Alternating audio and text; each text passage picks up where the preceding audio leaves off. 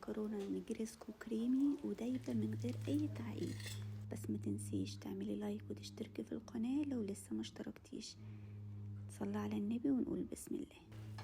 طاسة على النار هننزل بمعلقة سمنة كبيرة، والفراخ هنكون مقطعينها مكعبات صغيرة. نفضل نشوح فيها كده لغاية ما تشرب ميتها. بعد كده هننزل بالتوابل، ملح وفلفل اسود وبابريكا. هنقلبهم شوية مع بعض. في المرحلة دي هننزل ببصلة مقطعة صغير، ونفضل نقلبها كده مع الفراخ والتوابل. بعدين هننزل بفلفل الوان او فلفل اخضر بس برضو عادي. هنقلبهم. بعد شوية هننزل بكوباية من المشروم، ممكن برضو عادي نستغنى عنه، بس هو بصراحة بيدي طعم حلو قوي للنجرسكو. اخر حاجة بنحطها كوباية من الزيتون الشرايح. هنقلبهم كده مع بعض شوية، وكده الحشوة هتكون جاهزة معانا. هنركنها على جنب، وبعد كده في حلة على النار هنحط ملح، وهننزل بكيس من المكرونة الاسباجيتي. هقلبها كده لغاية ما تفك من بعض، واسيبها لغاية ما تستوي، وهطلعها من المية. البشاميل بقى هعمله على البارد، لتر من اللبن، 4 معالق من الدقيق، معلقتين سمنة. هقلبهم من بره كويس قوي، وبعدين هحطهم على النار.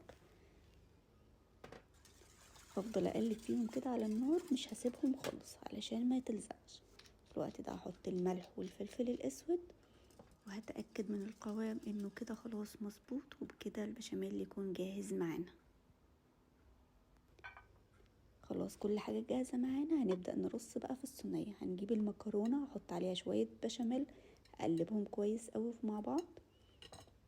وفي الصينية هحط كبشتين من البشاميل في الأرضية، وبعد كده هنزل بنص من المكرونة، هسويها كويس في الصينية. وبعدين هننزل عليها بحشوة الفراخ، وبعدين هنحط بشاميل وشوية جبنة موتزاريلا، باقي المكرونة.